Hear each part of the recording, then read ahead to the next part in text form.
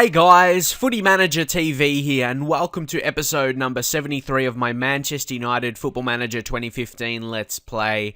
And continuing on now, you know you wanted to try and sign Munir in the last episode, or just inquire about him, put an offer in, put 20 million offer at his value, so that has forced him, and now his value's gone up to 21. I remember that, because I purposely offered 20 million, because that was his value, so he's improving as a player, generally, because he's still, 23?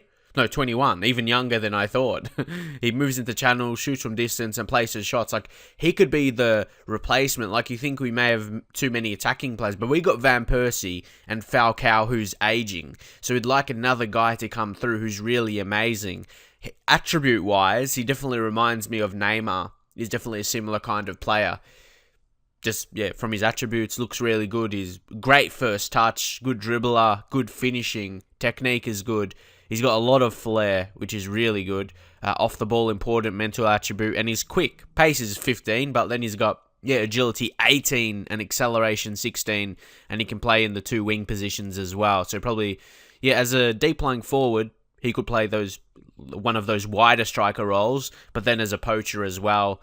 So he'll be a class signing. He's ready. Got caps for Spain, so obviously that's a hard team to get into, and he's obviously shown his ability, but he's always been, these first few seasons, a player off the bench. Of course, he started a few, maybe against lower teams in the league, but he's still got that instinct to score, with still potential to grow as well. And he's got that release clause of 32.5 million. So technically, you might think, that's above his value, but he's probably worth that much. So it's interesting. We have the money. We can go bang and sign him right now. We've got the money there. We've got, 49 million in the budget. The wage budget, it will cover, definitely his wages, what he's on now. And look at this. He says the long-term future of Munir's Barcelona career is in doubts today, following reports of a row with manager Luis Enrique. It says reports from the Camp Nou dressing room suggest that Munir is furious at not being allowed to join Manchester United, despite informing Luis Enrique that he wanted to sign for them in order to work with me, because I talked to him, and he's become I've become one of his favorite persons now, haven't I? No, I haven't. That's someone else, but he really wants to work with me, so that's a good thing. He'll find some relief in fact that Munir's unrest is not thought to have spread to any of his teammates.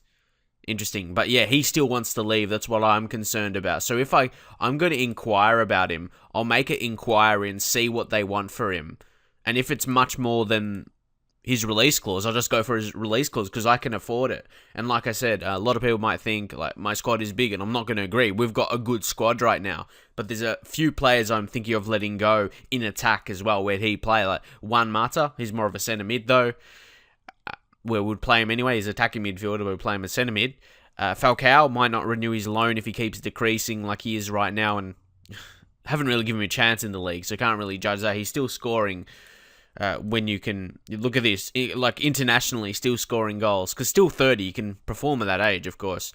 Physically, he's poor though. But then Robin Van Persie, not sure if I actually sell him or have more of a background role as he gets older, before be more of a teacher for our other players. Does he want to become a staff at any level? Who knows?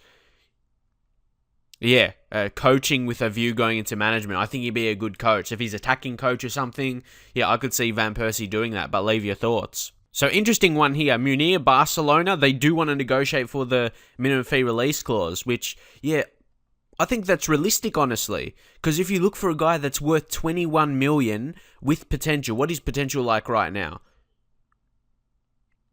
He's a leading player for most Premier League sides. Could significantly improve. It's right at the top. So he probably will be world class, really. If that's his ability right now, and he can significantly improve. And he's been performing in the chances he's given. First season, he only started 2 games out of the 25 he played in the league.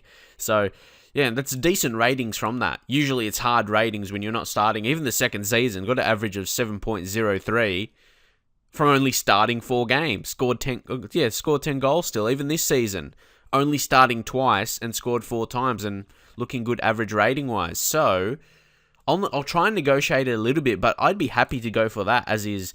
I think if he was a first-team player, if he was listed as a key player, you'd probably have to pay over 40 million at a minimum for him, I feel. But we'll still negotiate. We'll go 25 or 23. Oh, they're disappointed. We'll try and up it to 25. And if that doesn't accept, I'll just go straight. I'll go for the release clause because I feel that's still, it's a good fee for how good he is going to be and how much he would cost when he does become a key player, when he does hit world class. If he stays to Barcelona till he's 25, then it may be, he'll maybe on like that Neymar level where we're not able to sign him. They want like over 100 million. So should be a good deal, I hope. So as expected, that's going to be rejected. So I think we'll just go for the release clause so we can get him for the signing. Again, I feel, that thing, offer must be accepted. We'll suggest that. I know a few people have suggested him before. Looks like a really good player. Like, again, for example, if I'll search a guy around his value, like around his age as well, because he's got potential to grow, usually you have to pay big for these guys, or the team doesn't want to listen to offers. That's a big thing as well. So we'll go someone around his value, just to make it a good judgment, and around his age, mate. We'll take off contract, go general info. Someone who's a bit younger, so Munir, there he is. How about if we go to Hodgberg, this guy, you check his report. Look at this. Hodgberg, if that's how you say his name, don't even know. It would probably be available for between 34 million minimum and 69 million maximum. So that's of course they're not the same player, but it's a quick gauge like that. And maybe I could get, does he have a release clause? No, he doesn't, because he's playing in Germany. They don't have release clauses, or they don't have to have them. But in Spain, they do. But he looks like a beastly player, doesn't he? Look at that spine. Could potentially even play striker, but so many positions. He would be a great signing. But that's what I mean. He's the similar kind of, he is the same kind of age as Munir. He's in the same same time of his career. He's a guy that's got potential to be really, really good. He's almost reached that, though. And he would cost probably around 50 million or something, judging off that report. But Munir, I can get him for 32. So that's what I mean. Like I'm saying, it's obviously not cheap, but in another case, he would cost a lot more. So that's accepted. Everything is accepted. We could probably get it. Of course, you're going to have to pay some sign-on fees and everything like that. So even just as a rotation player, he'll accept that. But can we offer that? Nah, they need to be a bit more a first-team player. We can offer them 100k, but that's like way more than he's getting right now as well. So I'll still give him what he's like. 75k is much more than he's getting right now. It's close to just like double that, almost exactly. We'll put unused sub high because he'll always come on as the kind of player he is. I'll do anything to lower these, kind of sign-on fees and stuff. Try and get him just to 1 million. That's a big decrease. So actually, might give him like 85k. And top goal scorer, I don't think he'll get yet. Unless he may surprise me. You don't really know. And team of the year he could get if he performs really well. No, I'll just leave that. See what he comes back with. See, the agent fee wants that for sure. Wants 120. We'll try and lower it to 100 or just 100k. Just give him a solid 100k. Of course, it's a lot of money here. Sign-on fee. The agent's going to want more. So just try and lower it as a whole. Goal bonus. I'll give him if he scores, 25k? Appearance fee maybe a bit higher. 25k. Wage leave at 100k. We'll suggest that. Man, it's hard to get it, isn't it? An unused sub we can put higher because we increase the appearance fee. Maybe we should just put the wage high, 120, but then lower the sign-on fee. Put that 1 million. And then they accept it. So you save a couple million there through the sign-on fee. Of course, like these kind of players are always going to cost, like that's 5 million almost from the sign-on fees to the agent and the sign-on fee as well for the player. But you have to pay premium when they're from a team like Barcelona. And he's going to be, I guess, I've said it for a few players, he's going to be one of the better strikers in the world. If he's 21, if he's this ability already and he's scoring from the chances he's been given from Barcelona. And look at that under 21 goals. 17 in 16 games, already getting caps for Spain. So he's going to be worth it. He's going to smash in goals when he gets to his best ability. and my kind of player is one. You just see him. You see him in our team. Say if he's just playing with, he could be the main striker, replacing Van Persie there. Take Van Persie out, you put Munir along with Depay around him, Royce, Zivkovic. It's very exciting, isn't it? And then with like Di Maria in the centre midfield, you got Tielemans. It's a scary prospect, isn't it? And I'm excited. He's the kind of player that you would like to see in your team. You'll be excited to manage him and see how he plays for you, especially in our style. He'll suit it perfectly. And as you can see here, finally the training facilities upgrade has gone through, been completed, because I think they dropped at a stage. I can't remember. Obviously, a few seasons in now with this save, I think they may have dropped. Yeah, the training, it's back to state of the art. Now the youth facilities, I think, are they being worked on? No. Can we work on those? We can't. So everything is hot. I can't really do anything here. I could ask for a new contract, but yeah, like increasing things wise, we can't do anything. Affiliates as well, we can't do anything. I think we just got to wait a period of time until they can activate back, because they've been doing that kind of stuff. Well, not recently, but maybe start of a season? I can't remember really. Yes, it is accepted. So yes, that will deduct 36.5 million. I told you I can make one big money signing every season, but I'm being a bit sneaky about it. He's another. He'll go down as a signing in this season in January, and will be weakening Barcelona. So if they get a big injury to Messi, Neymar, Suarez, he'd a guy who'll be come in. But I guess they can sign a replacement with that money. But yeah, that's what I mean. Weakening them for Champions League this season. Of course, he's going to be the Royce situation of last season. We can't use him in the Champions League, but that's fine with me. So that's going to allow us another big signing for next season, because we're going to still have a decent budget for the following season. So, yeah, a bit sneaky there. Well, it's not really sneaky. We have the money there to use to sign a player. So, I just mean next season we'll get that budget again. We'll be able to sign someone big. But, yeah, of course, our attacking players now especially probably won't need anyone else. Where is the next position you think we can reinforce? Unless we sell heaps in defence. Like, if you think, but again, I don't want to sell Umtiti. He was a SOP for Nani, and I want him to show, he's a good signing. I like to have faith in my signings, but what's Umtiti low attribute? Jumping reach. Are we working on that? We should be, because that's his weakest, I feel, jumping reach. 11 is pretty poor for a centre-back, to be honest, but I definitely don't want to sell him. Rojo may be a consideration, but then I don't feel we need a replacement, because we've got Preston coming through, and we've got that other guy we got in the intake, Darren Pritchard, injured at the moment, but again, so high potential, world-class potential. You go report. So we don't need, we've got him and Preston coming through, so we don't need another, just to get rid of money. So I'm not really sure where else we'd need a player. We've got up-and-coming centre mids, like you got Romero, Will Hughes, Di Maria. How old is still 28, so maybe you can just invest in more high-potential players like Broniszewski. You can see out on loan, he's performing, well, not playing too amazingly, but he's got, again, another player world-class potential, so I could be spending it more on that. Who knows what we'll do. Oh, yeah, we were working on that. I must have missed it. Yeah, we were working on that. So youth facilities is back how they used to be. Well, it's top now. Either way, I'm not sure. Is that changed? I may have to look at the new stats of how it's explained in the game. What's better? Top or state of the art? Are they like similar? I'm not sure. And we've got exceptional junior coaching and extensive youth recruitment. That's why I love being Manchester United. Some people think, I always get these comments, especially at the start of my series. Like in the first episode, I still get a few like that. Like to start off this game, why would you be Manchester United? It's just, I enjoy it so much. I enjoy being top teams than smaller teams like Bar City. I still like Bar City at times.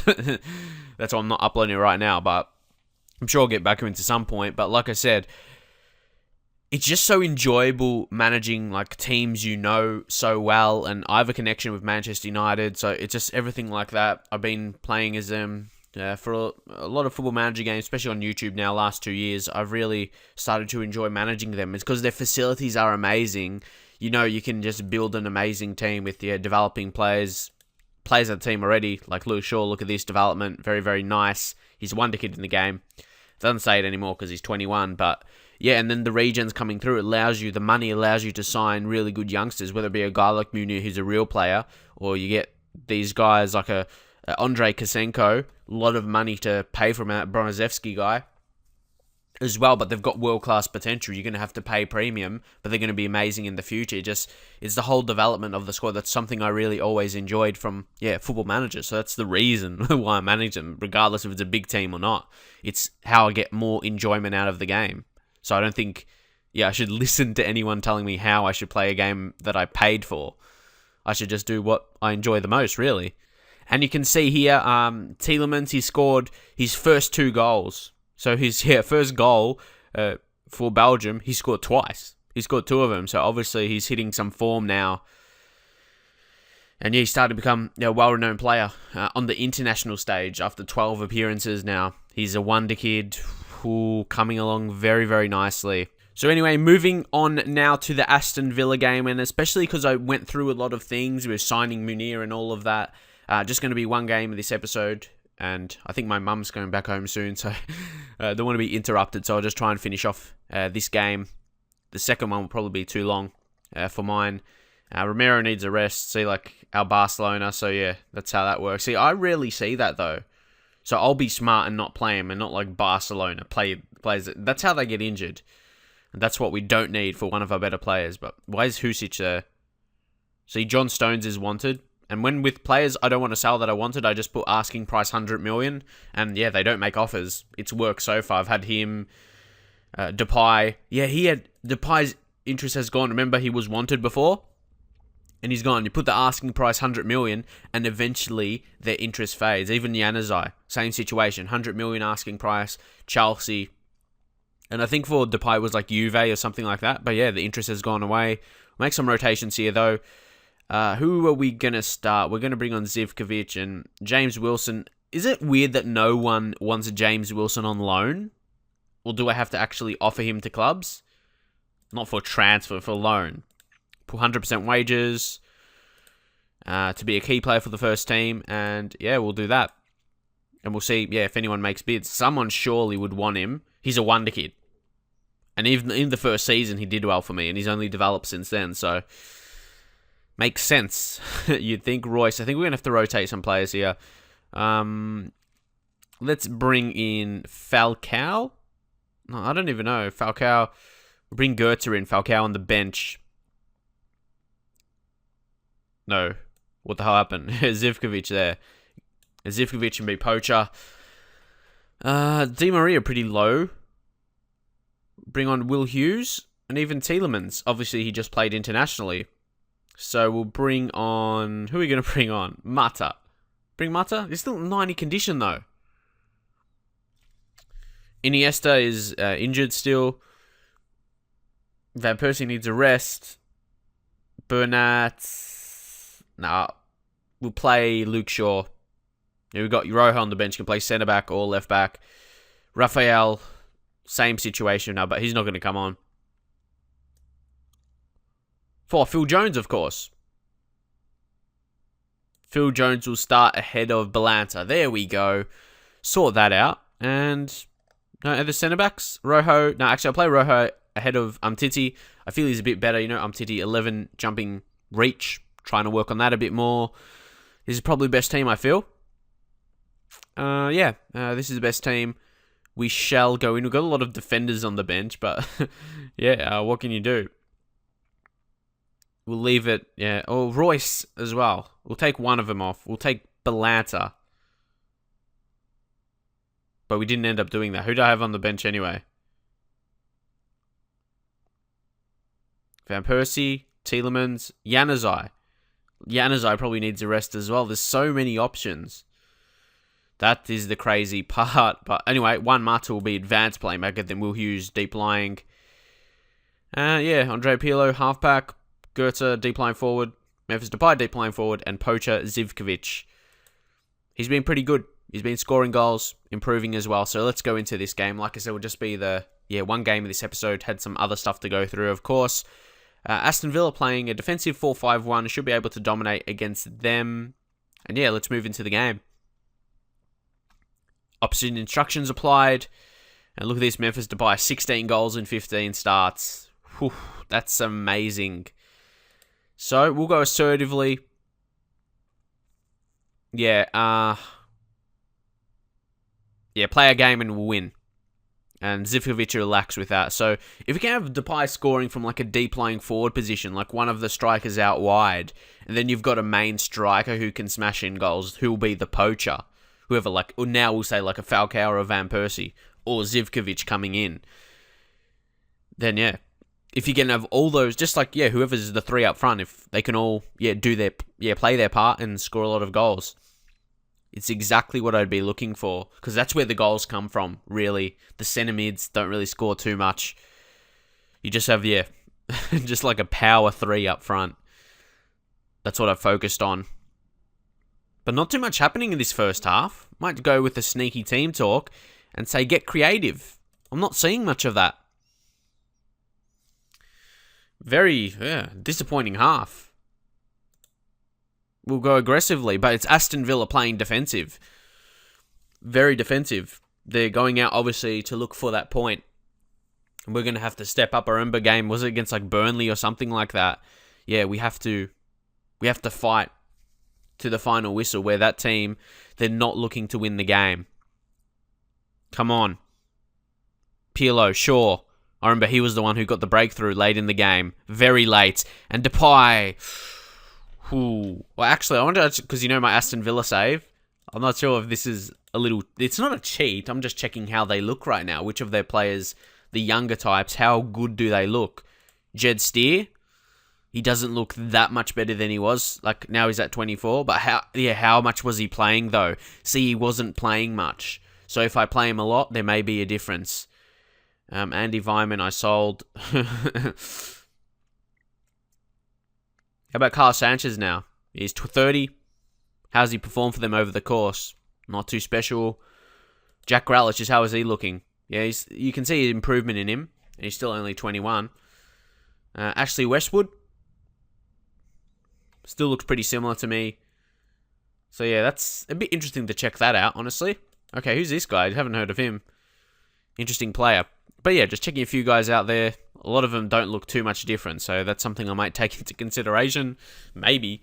We'll see. But anyway, for now, we've got a corner for Pirlo. Doesn't do too much with it. And yeah, see, that's the difference between me, my Aston Villa team, and how they're playing here today. I wouldn't go out that defensive. Here we go. Yes, we have got the lead. Pressure off now. Because, Aston Villa, they're going to have to look to attack now at home. They're going to have to score. So this should be smooth sailing from here on out. It's good to work on those in training. So I have been, every so often, of course, working on set pieces. But Rojo got that header just easily for Jones, honestly. Set it up for him. And Phil Jones, what a beast. Definitely he's going to be the next captain of the club. Obviously, people are saying Preston or whatever, but he's far away. Like Van Persie, I don't know, whenever I sell him, he might be dropped from the captaincy. Now when Van Persie's not playing, that is when, that's when Phil Jones is going to be captain, because obviously he's vice-captain. So he's being captained for a lot of games now, because Van Persie's not playing heaps. So that's something good I like to see. Okay, look at all the space out wide. Vyman, Agbonlahor, how was he so free? He's offside. Wait. How was this game has gone so quick? It's 78th minute already. Do you ever have a game like that? The time just blows past? I'm surprised it was 78. That's why, obviously, usually I make subs by now. And again, I don't know what's happening with the game recently when I'm trying to make subs and it completely changes to a different player. Anyway, we'll bring on Angel Di Maria. You can play heaps of positions now, even striker. As you can see, look, centre mid, out wide, both sides, and striker. Hughes, we don't really have many centre mids to bring on. That's our problem. Quadrado, we'll bring on John Stones, a bit more defensive-minded. So again, we'll just put him on like a fullback defend role. Just one guy sitting back a bit more. And anyone else for a third sub? Let's see. Who hasn't played too amazing? Luke Shaw? Okay, yeah, we'll do all of them. Not all of them, but yeah, we'll bring on Titi, who again is a bit more defensive-minded. And we'll put him on fullback defend duty. Just again, be a bit more defensive. And yeah, might as well just go counter or something like that. Just make sure we don't concede a goal. So I still make some changes when I feel I need to, and when I have the players to do so as well, like in this situation here. But yeah, we should hold on. It hasn't been an amazing game, but it was hard to break down Aston Villa. But that was that clearly? It was just offside. It was offside, but it wasn't clearly offside, so it wasn't the best defending there. But we should escape, and it alerted me to make changes. But we should hold on for the win. But we shouldn't be... I don't like to hold on when I'm a team like Manchester United. But Aston Villa's had no shots on target, no clear-cut chances. Definitely don't deserve anything from this game. So let's kill it off here. Kill it off here. Or not. Pirlo wins it back. Depay, play it through for someone. Or not again. But again, they only have Vyman forward there. No one at all looking like scoring. Di Maria whip it in. And again, we get it back. Oh, Agbonho intercepts. No. No way. Don't tell me. Don't tell me. No way. No.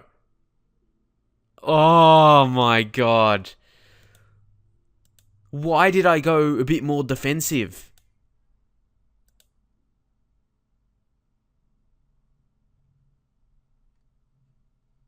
What did I do? Complete win back, and yes, I have to end this really quickly. I told you people are coming home quickly. Let's just end this. Come on, Aston Villa. Yeah, well done. You got the equaliser. Skip.